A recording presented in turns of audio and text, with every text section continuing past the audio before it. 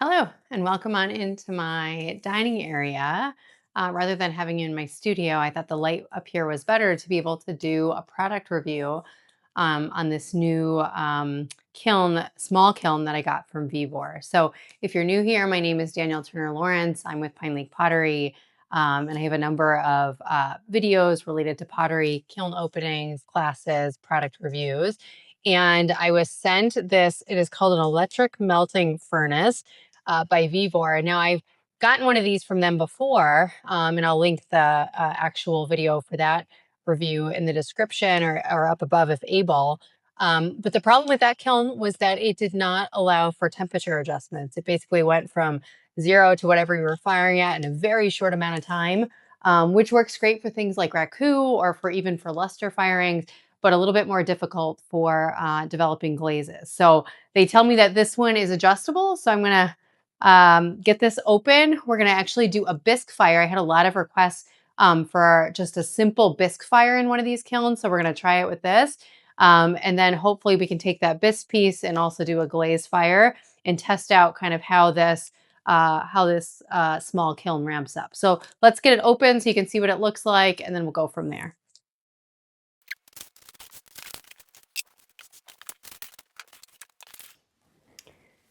All right, so we got it open. So let me tell you kind of what comes in the box. First, I will tell you this is actually not that heavy. I think the box said it weighed 17.5 kilograms, like in total. So somebody like myself has no problems kind of getting the box from, the delivery guy and getting it open, which is kind of certainly a good thing, especially because kilns can be really, really heavy. So a couple things that come in the box right away. You get some large tongs. So if you're interested in doing something like raku with this, it's nice that they include these. Likewise, you get some pretty large, I'm sure these are somewhat like of a faux leather sort of glove. So nice that you have both of these that come in there. You obviously get the kiln unit itself, a manual, and this is the model says KD-Z6651A. So electric melting furnace. And then it has a electrical cord here that plugs into the back. So I took off all the sort of stickers and stuff from this. This plugs in pretty easily, and obviously, importantly, it has a normal US outlet, so you don't need any special power to be able to use this. A couple of things that I'll just point out. It has a handle, which is really nice, especially because it is heavy. Not too heavy, but it is heavy, so you're able to carry it. There's a venting hole at the top that comes covered and protected, but it opens, and then there's a big sticker across the front that basically just says that the inside actually could crack or discolor as you use it, which is pretty standard for most kilns. So let's go ahead and take kind of a look inside.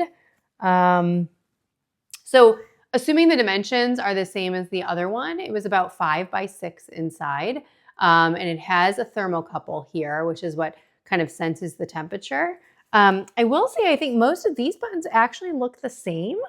So I will be interested to see how this actually ramps up, and in particular, kind of how you use it to make sure you can control the temperature and it doesn't go again from like 0 to cone 04, in a very quick amount of time, or 0 to cone 6 or cone 5.5, which is 2167 Fahrenheit. The other version of this could get there in, just a little. Actually, I don't exactly remember how long it took, but certainly in under an hour, and that's a lot of shock on a glazed piece, and certainly doesn't allow the colors to develop. So I am optimistic that this one will, and that the controls here at the bottom really allow it to do that. So it has some kiln insulation here, pretty thick brick. You can tell. I don't know if you can sort of see the kiln elements here, obviously like fully encased here, so they're clearly not replaceable like a normal kiln would be. But again, this is a pretty good price point, usually like in the $300 to $400 range to be able to get one of these. So if you're somebody who's doing small batch pottery, ornaments, tiny things, trinket dishes, those types of things, this could be a really great kiln, especially as you're sort of starting out. So I'll give you my honest review. You're actually going to see a piece come out of it in terms of the bisque. I'm going to take a look a little bit closer at this manual so I can better understand how it ramps up, and then we will actually fire a piece in it. So I will relocate this outside, and I'll grab a piece that is been thrown and it's been dried, and we will do a fire. All right, I will see you in just a second as we move this outside. Hello, welcome out to my garage. We have the kiln out here now. You can actually see I have a number of kilns behind here, so I am no stranger to a kiln. And thought I would show you how we're going to program this Vevor programmable kiln. And then we are going to fire a small bisque bowl and see how a cone 04, that's what we're going to shoot for, firing turns out. So let me, and you know, I will also point out, you see here almost an identical version of this. I mentioned before I have done a review of this kiln that is not programmable. And really my biggest problem with it is that it heats up really fast, which can be tough on ceramic. So let's go through what I think a program could look like for a cone 04 bisque on this kiln. I'll walk you through that, and then we'll go from there.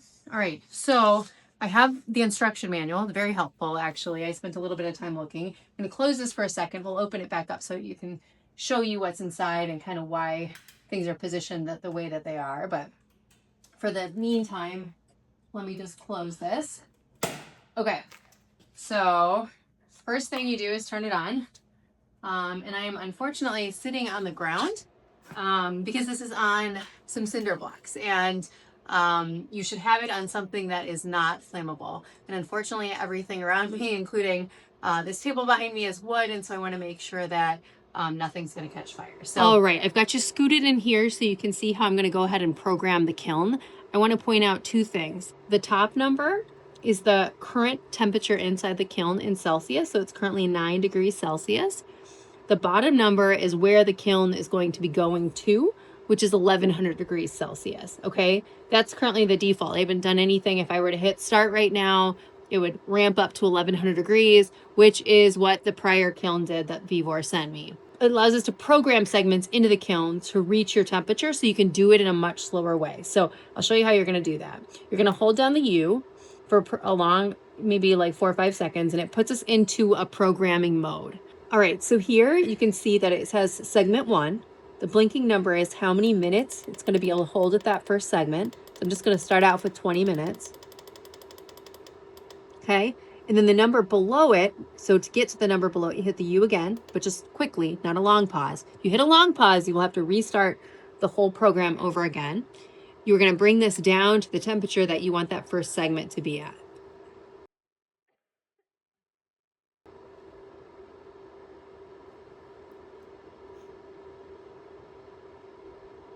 Now I'd like that first segment to be about 100 degrees Fahrenheit. So we're going to go to about, whoops, way too low. We're going to go to about 60 degrees Celsius. I'll have to do some math to see kind of where that's at.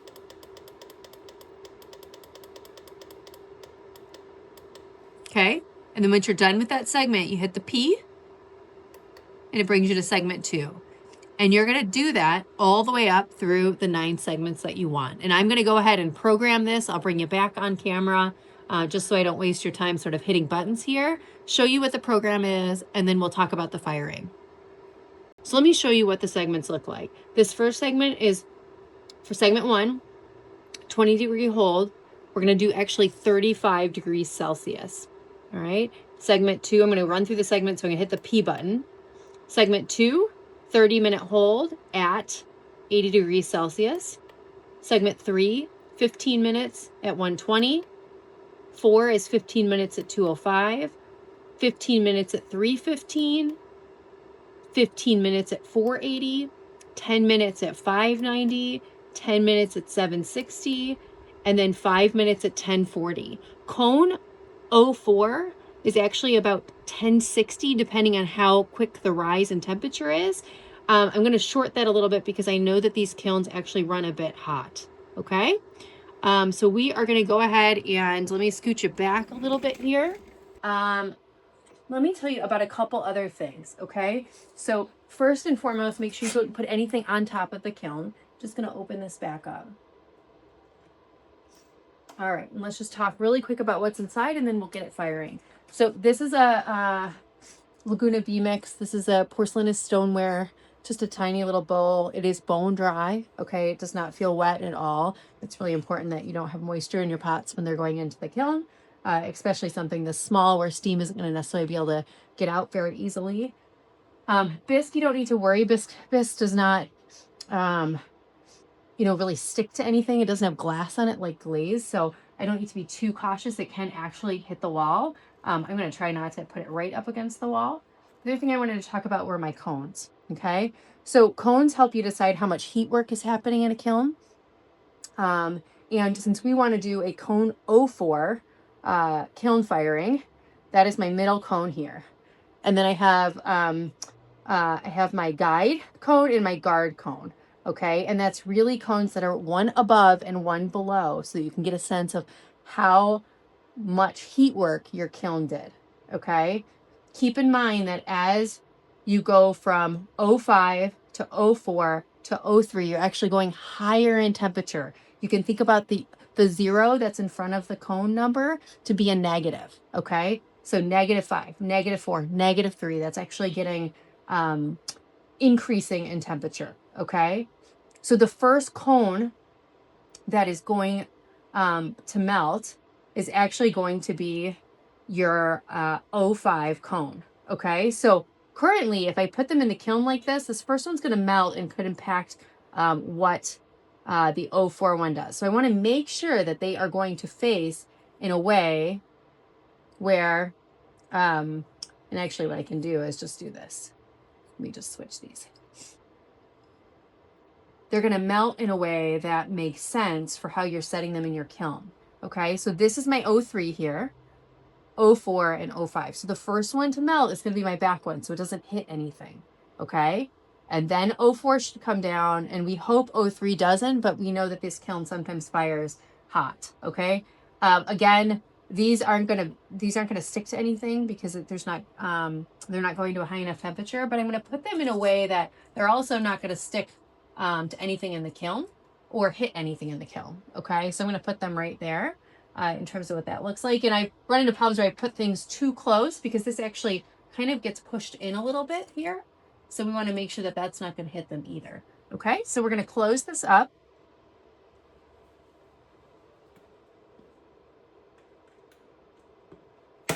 All right. All right, a quick consult of the manual says that you long press the P to go ahead and get started. And I think we are off and running. So you see here, we're on segment 1. The kiln is currently at 9 degrees Celsius. It is going to get to 35 degrees Celsius and it is going to hold for a total of 20 minutes. So we will go ahead and check back and see how this turns out. All right, I am back in the garage and it looks like it is done firing. So it is all the way down to 16 degrees Celsius. It went through all 9 segments. Actually, it was really nice as it ramped up in temperature. Once it got to the temperature, then it switched to counting down on the time for the hold at each segment. So it was really great to be able to watch it kind of move through the process. And it was, seemed pretty accurate in terms of what it was doing and sort of how the temperature grew in the kiln. So let's open it up and see what we have. I have not looked, which is always a little bit nerve-wracking since I'm doing this as a video. So let's take a look.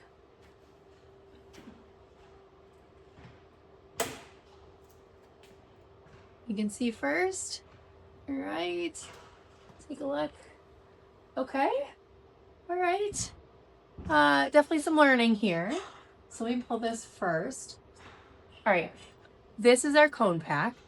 And I think if I put it right here, maybe that's the best place to see it. So it looks like it only got to a cone, maybe an 05, definitely an 06, but not necessarily an 05. Our goal was an 04, and maybe 4 is just starting to bend a little bit. It's definitely not, not totally straight. So this probably underfired. I did program it low because I thought it was going to overfire. The prior kiln that I have from Vevor overfired, and so I wanted to be careful about that piece. So this is just a bisque. It'd be good to know for the for the glaze fire. So very interesting there. And I will just put a plug in. It's always great, especially when you're testing a kiln, to have cones in there. These tell you your heat work. They tell you what actually happened to the kiln, not just the temperature. And this is really temperature over time, which is what makes up heat work and what causes these plyometric cones to actually start to slump. All right. So we're gonna take this, I'm gonna glaze it, I'm gonna put it back in, and we'll see what it looks like. All right, we are back out here, and we are gonna do a glaze firing in the kiln with that exact same pot. So I wanna turn your attention here to the program, and I'll put this in the comments. Again, you get 9 segments. I'm gonna fire up to 1200 degrees Celsius, which is the max temperature. That's just below a cone 6, but I'm going to hold there for a period of time. And then I'm going to use my very last segment to down fire to about 1500 degrees Fahrenheit, or I think it's about 850. Up here, you'll see I have 3 cones in the kiln. I have a cone 4, 5, and 6. So we will keep our fingers crossed that we get all the way to that 6. Unfortunately, I don't have a cone 7, which I'd love to be able to put in, but we will just see kind of where the kiln gets to. Keep in mind that when your cones melt into something with glaze, it can stick, so you have to be really careful. These are self-supporting cones, so they should melt away. Likewise, you need to be careful that your glaze pot has enough clearance here on the side, because again, it'll stick. I have a cookie here, or kind of a vitrified piece of clay that I'm firing on, and even a little tiny one that's just right underneath it. We'll talk about the glazes on this once it comes out and see how they look. All right, we're gonna go ahead and get this started, and we will see. All right, I am super excited. It is the next day. This kiln fired a small bowl with glaze on it, so I am very excited to see what it looks like. I made sure it shut off last night, went through the cycle. It seemed like fine, and now it's nice and cool. If you leave it, it turns off on its own, but if you leave it on, the fan continues to run, which I don't think hurts it. So I'll go ahead and just turn it off so that the background noise isn't there. And then let's open it. All right, I'm sitting on the ground in my garage, so let me see. All right. Let you get the first look. How does it look? All right.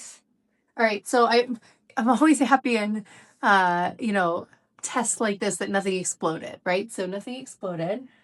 All right, really interesting. So let's take a look.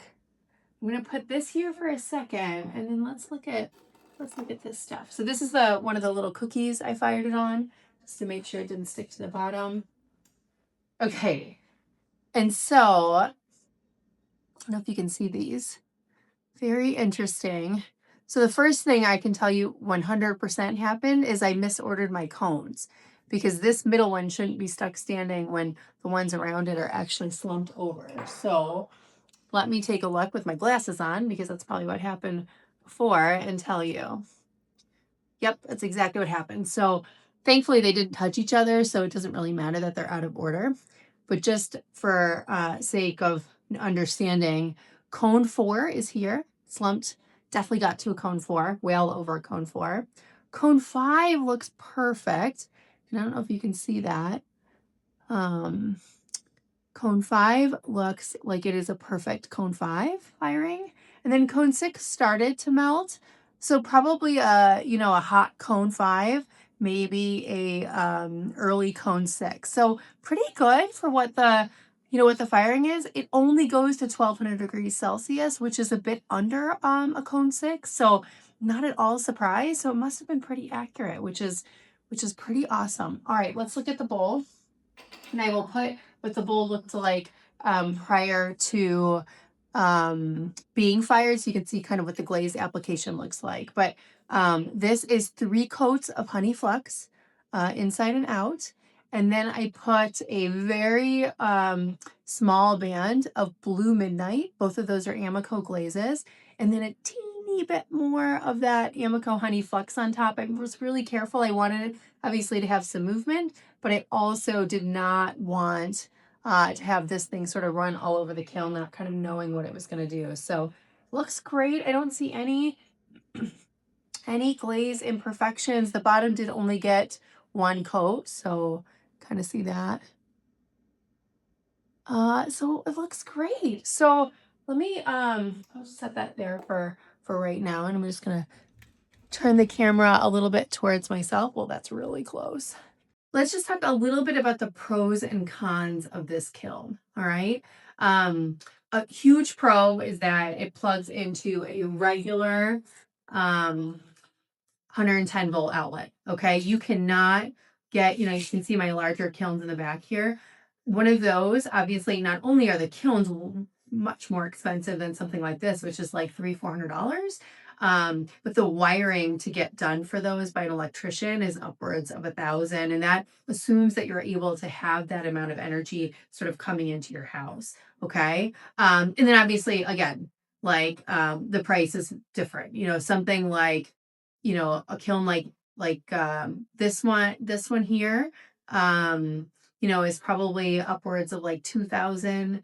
The one next to it, I don't know which way to go. The one next to it is like, upwards of 3 to 4,000. So, compared to this, which is like probably $350, depending on kind of how you get it. So, very different in price. This is pretty easy to use. I mean, I know you saw me. There's only like 4 buttons on it, so I think it's pretty easy to use, and certainly pretty reasonable. You could get a mug or two in there. What I don't think it's great for um, is if you are somebody who wants to make a lot of pottery. Okay. So if you're doing jewelry, if you're doing tiny pendants, if you're doing, some very small little figurines or tiny vases, micro pottery, this will work great. But if you're looking to do more, or looking to fire more, or looking to, produce in any sort of quantity, this isn't going to work for you. And then this does top out at 1,200. So, you saw I was able to get that a pretty nice cone 5, maybe a light cone 6 firing. But if you need to do anything hotter, it's not going to work. What I do think it'll be great for, though, is doing things like luster firings. I mean, you saw me take a bisque piece out of here. This is the same piece I bisque. So sometimes bisque firing can be the place where pottery has problems and you don't see it until the glaze firing. So it's pretty awesome that it went from, you know, clay and greenware ultimately to a fired piece of pottery that looks totally vitrified. Um, but I think this works great, and then the other piece I will say is, if you're somebody who's a beginner, if you're somebody who does small pieces, if you want to have a test kiln, like let's say you just want to fire something and see what the glaze might look like, I think that this looks great. And then you'll see in my video that I did with the first Vevor kiln, I did some luster and overglazed firing. I think something like this would work great and complement somebody who even runs a large kiln, because oftentimes we only want to fire a handful of pieces with gold on them. And so something like this really is helpful. So, overall, I think it's worth checking out. Obviously, if you have questions about the kiln, I will please put them in the comments. And then I will also put my firing schedule and kind of what I did to get this piece in the comments, along with some other information there. So, all right, well, thanks for watching, and I'll see you next time.